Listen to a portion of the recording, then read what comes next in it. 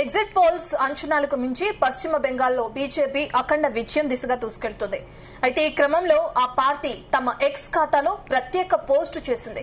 కాషాయం బెంగాల్ను చేరిందని, ఇక భారత్ అంతా మోదీమయమని రాసుకొచ్చింది. బీజేపీ దాని మిత్రపక్షాలు అధికారం కలిగిన రాష్ట్రాలతో కూడిన ప్రత్యేక భారత్ మ్యాప్ ను పంచుకుంది.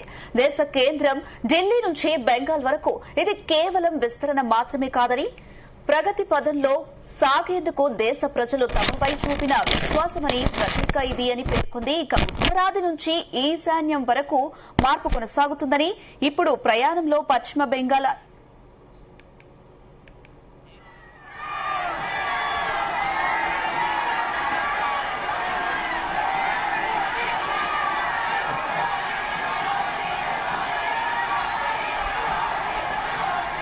ఇక ప్రస్తుతం వెలువడుతున్న ఫలితాల్లో పశ్చిమ బెంగాల్తో పాటు అస్సాం, పుదుచ్చేరిలో బీజేపీ స్పష్టమైన ఆధిక్యంలో కొనసాగుతుంది. దీన్ని బట్టి చూస్తే తెలంగాణ, తమిళనాడు, కేరళ, కర్ణాటక, జార్ఖండ్, పంజాబ్, హిమాచల్ ప్రదేశ్, జమ్మూ కాశ్మీర్, మిజోరాంలో మినహా మిగతా అన్ని రాష్ట్రాలు, కేంద్రపాలిత ప్రాంతాల్లో బీజేపీ స్వయంగా లేదా మిత్రపక్షంతో కలిసి అధికారంలో ఉంది.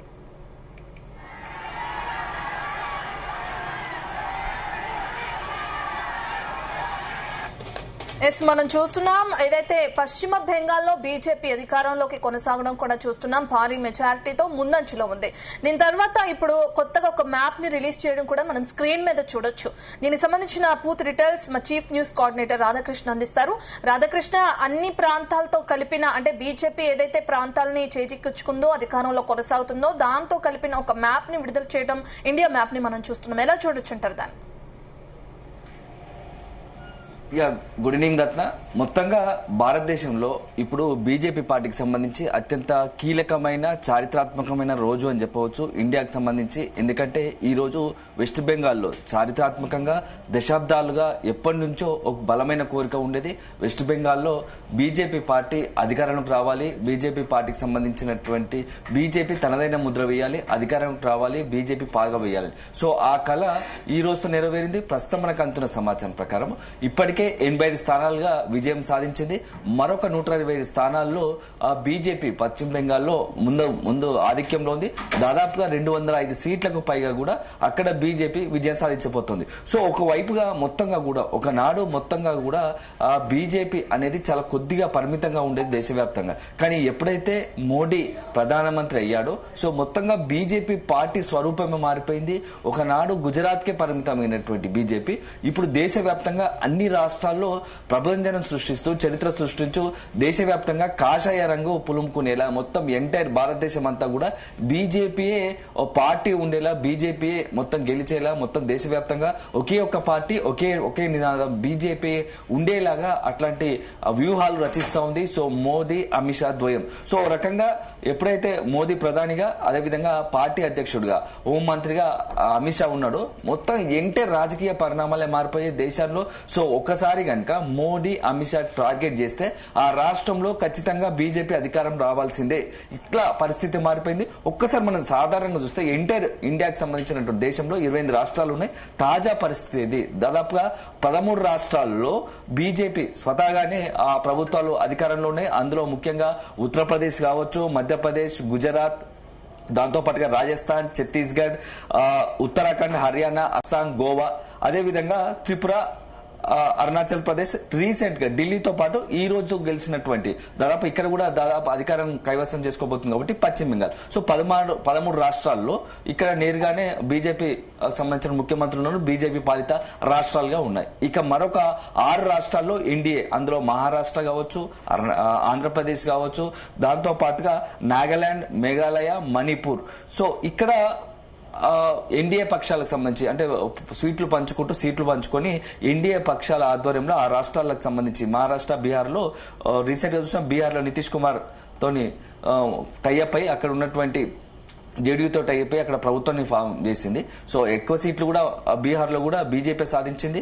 అదే సందర్భంలో మహారాష్ట్రలో అత్యధికంగా సీట్లు సాధించింది. కానీ ఎన్డీఏ కూటమి ఆధ్వర్యంలో వెళ్ళింది. శివసేనకు సంబంధించి మొత్తంగా ఇట్లా చూస్తుంటే ఒక 6 రాష్ట్రాల్లో ఎన్డీఏ కూటమికి సంబంధించిన పార్టీలు అధికారంలో ఉన్నాయి. ఇక నెక్స్ట్ భవిష్యత్తు అంటే ఇప్పుడు ఇవన్నీ మ్యాప్ చూపిస్తూ నెక్స్ట్ అధికారం రావాలనుకున్న పార్టీలు ఇప్పుడు మొత్తం ఎంటైర్ సంబంధించినటువంటి ఒక 9 రాష్ట్రాలు ఇప్పుడు బీజేపీకి చాలా ఛాలెంజ్ టాస్క్ మారింది. అందులో ముఖ్యంగా దక్షిణాది రాష్ట్రాలు అయి ఉండడమే మనం ఎందుకంటే వెస్ట్ బెంగాల్ అంటే కమ్యూనిస్టుకు కాంగ్రెస్ కు సెక్యులరిజానికి మారుపోయింది కంచుకోటగా ఉన్నటువంటి వెస్ట్ బెంగాల్ ని ఈ రోజు మమతా బెనర్జీని ఓడించి మమతా బెనర్జీ లాంటి సుదీర్ఘంగా 3 టర్ములు అధికారంలో ఉండి హ్యాట్రిక్ సీఎంగా ఉన్నటువంటి మమతా బెనర్జీని మట్టి కనిపించినటువంటి బీజేపీ ఇక నెక్స్ట్ టార్గెట్ ఎవరిని చేయబోతోంది, ఏ రాష్ట్రాన్ని చేయబోతోంది? ఎందుకంటే once Modi Amit Shah target fix చేస్తే ఆ రాష్ట్రం ఖచ్చితంగా బీజేపీ చేతిలోకి వెళ్లాల్సిందే, బీజేపీ అధికారం రావాల్సిందే.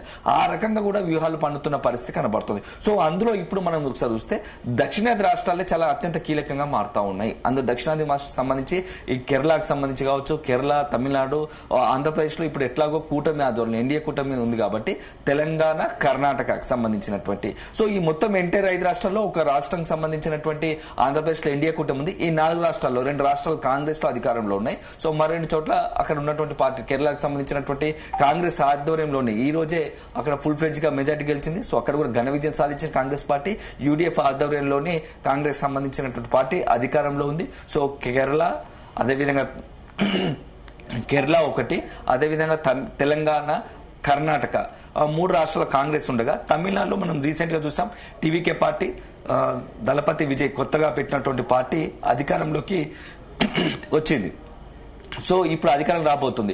ఈ 4 సంబంధించి ఆంధ్రప్రదేశ్ కూటమి ఉంది కాబట్టి సో ఈ 4 రాష్ట్రాల్లో నెక్స్ట్ బీజేపీ ప్రధాన టార్గెట్ గా అవకాశం ఉంది. ఎందుకంటే ఇప్పటి వరకు కూడా దక్షిణాదిలో ఒకవైపు ఎంత అంటే బీజేపీ ప్రయత్నాలు చేస్తున్నా కర్ణాటకలో గతంలో అధికారం వచ్చింది. సో అధికారాన్ని పంచుకుంది. సో అధికారంలో ఫుల్ ఫ్లెడ్జ్ గా ఈ కాంగ్రెస్ ప్రభుత్వానికి ముందు గతంలో బీజేపీ ప్రభుత్వమే ఉంది. సో అక్కడ కూడా మరొకసారి నెక్స్ట్ బీజేపీకి వచ్చే అవకాశం స్కోప్ ఉంది. కానీ ఎటు చూసి ఇప్పుడు కొత్తగా బీజేపీ అధికారం రావాలంటే చాల్సిన అత్యంత ముఖ్యమైన 3 రాష్ట్రాలు, అందులో ఒకటి కేరళ. సో కేరళలో మెల్లగా ఎంట్రీ ఇస్తుంది. గతంలో చూసాం త్రిపురకు సంబంధించి మున్సిపాలిటీని కైవసం చేసుకుంది.